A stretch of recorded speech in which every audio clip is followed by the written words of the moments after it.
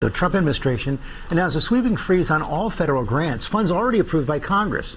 Chief Washington correspondent John Karl is tracking Trump's executive action. John, the administration says this is just a temporary pause, but it could have major consequences.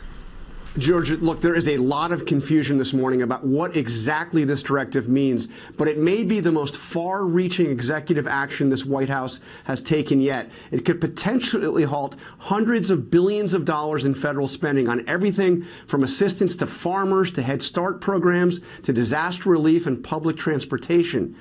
In a memo describing this, it was obtained by ABC News, the White House Budget Office has ordered all federal agencies to cease any financial assistance if they believe the program might conflict with President Trump's executive orders. The directive is not specific about which programs would have to be suspended, but it's clearly far-reaching. It says, quote, this memorandum requires federal agencies to identify and review all federal financial assistance programs and supporting activities consistent with the president's policies and requirements.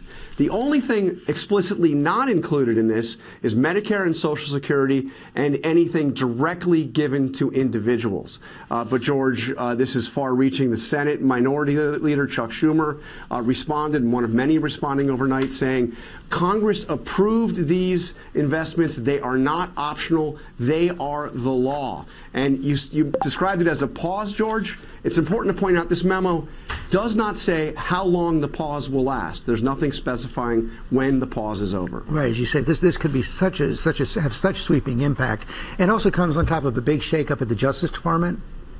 Yeah, that's right. The Trump administration has fired over a dozen career prosecutors in the Justice Department's national security and criminal divisions. These are people who were involved in any way in the cases against Donald Trump. These officials received an email from the acting attorney general on Monday telling them, in part, given your significant role in prosecuting the president, I do not believe that the leadership of the department can trust you in implementing the president's agenda faithfully.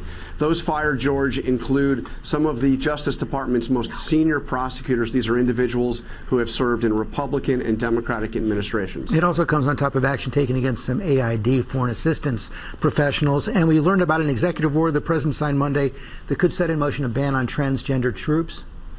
Yeah, this builds on a previous order he had done last week. It seems to pave the way to pushing openly transgender people out of the military, mirroring the order he signed on transgender last week. But this goes further, allowing the Pentagon to possibly bar transgender people if they identify as a gender other than the one assigned at birth. It states expressing a false gender identity divergent from an individual's sex cannot satisfy the rigorous standards necessary for the military service. So yes, it looks like it is paving the way for a total ban.